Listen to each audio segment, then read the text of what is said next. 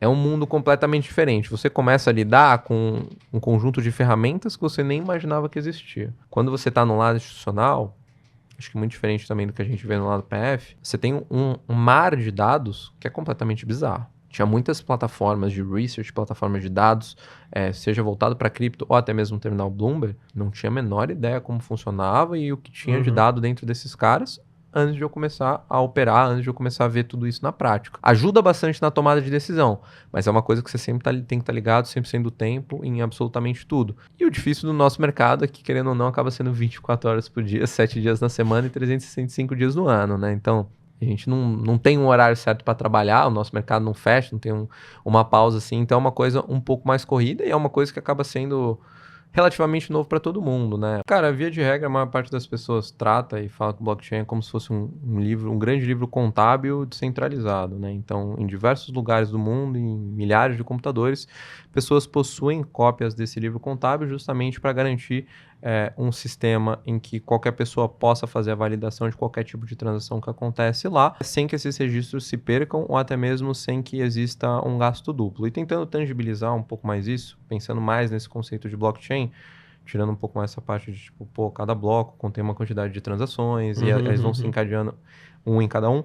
Dá para trazer um pouco mais esse exemplo para um jogo de tabuleiro como se fosse um Monopoly, né? Então, se a gente for imaginar um blockchain como se fosse um Monopoly, que tem basicamente rodadas infinitas, com jogadores que são os indivíduos que são os detentores das carteiras, cada um tem a sua carteira, cada um tem o seu saldo. As rodadas vão acontecendo ao longo de cada rodada, é como se essas pessoas que possuem o livro contábil, né, os jogadores, cada um tivesse uma cópia desse livro e fosse anotando tudo que acontece em cada rodada. Então, ao final de cada rodada, eu consigo determinar quanto você tem de saldo, quanto o Costinha tem de saldo e quanto eu tenho de saldo. E se a gente não chegar em um consenso entre nós três, a gente consegue afirmar que determinada pessoa está errada, né? Então, assim, o blockchain é um sistema descentralizado para registro de informações, etc. Pode ser utilizado também para transferência de valor e informações em linhas gerais, né? A gente chama de blockchain porque são construídos blocos com diversas transações que contêm essas informações, são encadeados entre si, e aí tem todo o processo. Pô, beleza, eu submeti uma transação, talvez dentro do blockchain, um grupo de pessoas os validadores, na verdade, né, os validadores, como eu comentei aqui, vão ser responsáveis por verificar assim, de uma forma conjunta em todos esses livros contábeis, se aquela transação faz sentido ou se esse dinheiro está sendo gasto pela segunda vez, né, se realmente existe o saldo. A partir do momento que essa transação for validada, ela é incluída em um bloco e o bloco seguinte vai conter informações residuais em relação ao último bloco. Então, você vai construindo essa cadeia, né? Entendi. Só de exemplo, assim, vamos supor, eu estou transferindo tô na Mint aqui, usando a nossa plataforma aqui, tenho minha cripto. Perfeito. E aí eu quero transferir para o Costinha. Eu vou transferir para ele me dá o link da carteira dele, eu só coloco aqui, transfiro para ele, vai passar pela blockchain. Você é um validador, assim como o Tiagão, assim como o Vitinho, assim como qualquer outra pessoa que está na rede, é um validador dessa minha operação, é isso? Exato. O que funciona, na verdade, na prática é que quando essa transação é emitida para o sistema como um todo, um conjunto de validadores vai verificar isso. Se houver um consenso entre eles que a transação é válida, ela é incluída no bloco. E aí ela fica presente no blockchain para sempre, de uma forma imutável. E eu lembro que lá na época tinha-se muita discussão de qual que vai ser o próximo Bitcoin. Sim. Você não acha que hoje em dia, de certa forma, essa briga e essa pergunta, ela meio que morreu um pouco no sentido de que, assim, parece que o mercado entendeu que, na verdade, não é qual que vai ser o próximo Bitcoin, mas que a gente vai ter diversas criptos, diversos tokens e que não necessariamente elas estão competindo com o Bitcoin? Na minha cabeça, quando a gente pensa no ecossistema cripto como um todo, não é winner takes all. Assim, de forma alguma, cara. O mercado, ele precisa de tecnologias completamente diferentes para atender necessidades diferentes, né? Então, assim, Ethereum pode ser utilizado como uma grande plataforma também de data availability. Então, se você vai pensar no blockchain como um todo, a forma como ele funciona, é uma plataforma que você pode registrar dados, assim, mega ultra segura. Mas você vai, em tese, registrar dados ali de outros blockchains dentro daquela plataforma. Só uma forma de você ter isso gravado, digamos assim, de uma forma que nunca vai ser perdido. Quando a gente olha, por exemplo, para uma Solana da vida, é uma plataforma que realmente ali está pronta para lidar com uma capacidade, lidar com uma quantidade muito maior de transações. Até por isso que eu falei muito desse flow. Acontece no Ethereum também, mas justamente por não estar pronto e não ser tão escalável, as taxas sobem muito.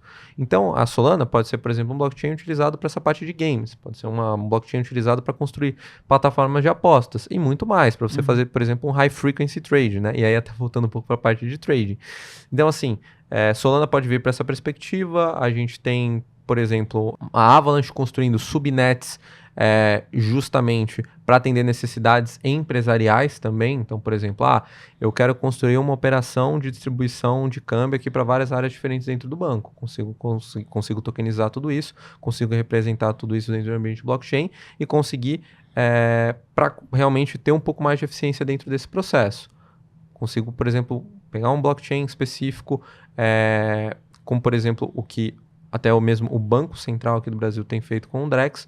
Então, assim, vou criar uma rede permissionada, um blockchain permissionado, eu que mando, sou responsável por fazer a validação disso, eu seleciono quais vão ser os participantes dentro dessa rede e beleza, as pessoas podem transacionar ali dentro, tem um nível de controle, talvez não tenha ali uma taxa de transação que você precise pagar, tudo isso pode ser ali dimensionado de uma outra forma. Então, assim, vão existir milhares e milhares de blockchains. No fim do dia, eu acho que, por exemplo, ali umas 30, 40 vão ser ali as mais úteis, mas com certeza vão existir diversas redes para atender finalidades diferentes, tá? Um blockchain mais voltado para essa parte de câmbio, blockchain permissionado para Central Bank Digital Currencies, né? Como, por exemplo, o Real Digital.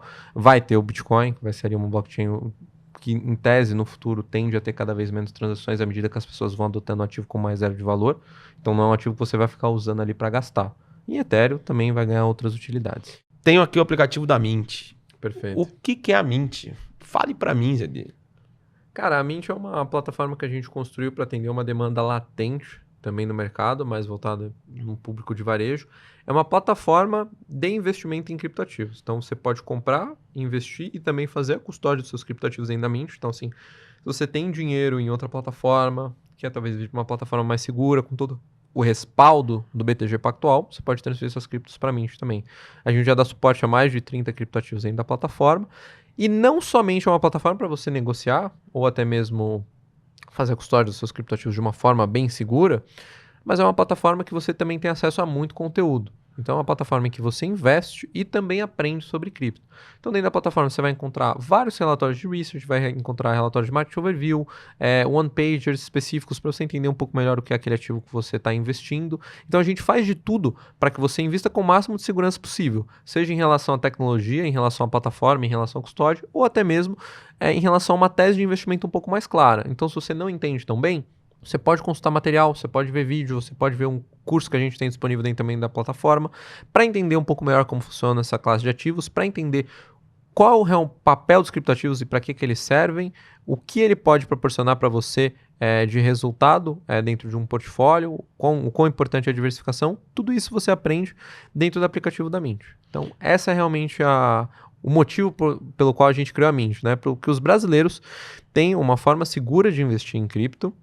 E mais do que isso, para que eles consigam aprender mais sobre essa classe de ativos. Cara, livro... pensando muito mais em quem tradeava sozinho no quarto, acredito que Market Wizards, do Jack Schwager. Eu acho que trazer um pouco mais em relação à entrevista de como é uma parte principalmente comportamental de vários outros traders do mercado, é uma coisa que, com certeza, ajudou muito no meu desenvolvimento pessoal e que eu recomendo para várias outras pessoas também que estão ingressando dentro desse mercado, né? No fim do dia, tem várias lições de humildade no meio de tudo isso, você começa a entender um pouco mais essa parte também de viés de confirmação, de não ter muito amor à posição, saber a hora de zerar ou não, etc. Acho que me ajudou bastante a pegar um pouco mais dessa parte, justamente para ter um pouco mais de tato. Quando eu olho assim, beleza, eu entendo como funciona a cripto, mas talvez a dinâmica de mercado seja um pouco fraco. Como que as pessoas faziam antes? Como que as pessoas ganharam tanto dinheiro no passado? Então você vai pegando alguns insights que são relativamente bem importantes. Para a parte comportamental, então, acho que nem se fala, né? Você entender um pouco mais realmente como um trader tem que se portar e como ele deve agir em determinadas situações é uma coisa também que é mega importante. E que às vezes é difícil você pegar quando você está operando sozinho. Mas entender como outras pessoas muito bem-sucedidas fizeram no passado, para mim é uma lição muito grande. Música, eu gosto muito de Empire State of Mind, tá? Mas, assim, acho que é uma coisa muito pessoal, pensando principalmente por esse lado sonhador, de, tipo, sempre vislumbrar algumas coisas grandes e ter alguns objetivos realmente muito grandes na minha vida. Não sei dizer exatamente o motivo, mas é uma música que me inspira muito, tem um valor sentimental por conta do momento que eu comecei a ouvir ela um pouco mais, algumas coisas relacionadas também ao momento que eu tive com a minha avó lá atrás, e muito dessa parte de correr atrás das coisas que você realmente gosta, e um pouco mais disso também, a primeira vez quando eu fui, tem a relação obviamente ali com Nova York, Empire State, etc. Mas a primeira vez que eu fui para Nova York, eu também, tive uma dessas grandes lições de humildade, entender assim, o quanto o mundo é grande e o quanto você tem de espaço para crescer e para se desenvolver. Foi uma coisa que mudou bastante, assim, minha visão de mundo como um todo. Então, acho que hoje é a música que eu mais gosto de ouvir, que talvez traga um pouco mais esse viés motivacional para mim. Em relação a filme, cara, acho que talvez, assim, para fugir um pouco do óbvio, mas uma coisa que talvez seja bem parecido com Interestelar em alguns aspectos, eu gosto muito do The Arrival. The Arrival, pra mim, acho que é A Chegada. A Chegada. A Chegada. Pra mim é um filme muito espetacular. Cara, o final e toda a questão da utilização de palíndromos, assim, ao longo do filme é genial. O Villeneuve fez um trabalho espetacular no filme. Recomendo a todos, assim. Tem algumas lições bem importantes no filme.